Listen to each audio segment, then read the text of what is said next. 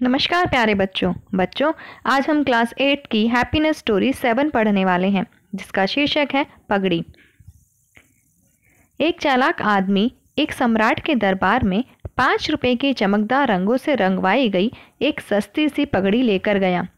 सम्राट ने उस पगड़ी को देखकर पूछा, इस पगड़ी के क्या दाम है? उस आदमी ने कहा, 1000 स्वर्ण मुद्राएं।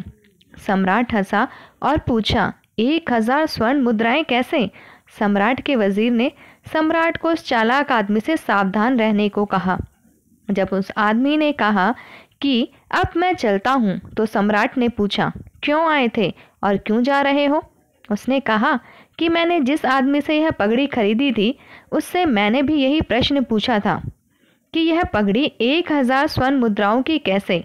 उस आदमी ने मुझे बताया था कि इस दुनिया में एक ऐसा सम्राट है जो इसके 5000 स्वर्ण मुद्राएं दे सकता है।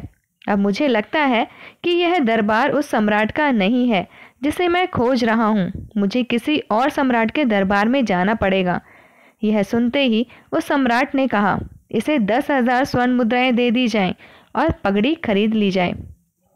जब वह आदमी रुपए लेकर दरबार से बाहर निकल रहा था, तो वजीर ने पूछा कि 5 रुपए की पगड़ी को 10,000 स्वर्ण मुद्राओं में बेचने का राज क्या है?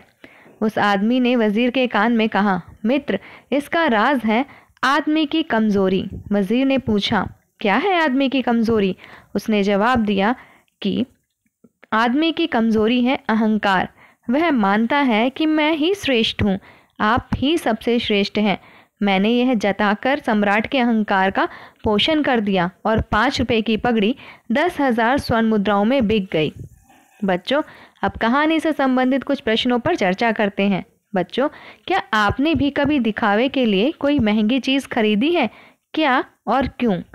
बच्चों, ऐसे कौन से गुण, बातें हैं जो आप में नहीं है या बहुत कम है, फिर भी आप उनके होने का दिखावा करते हैं?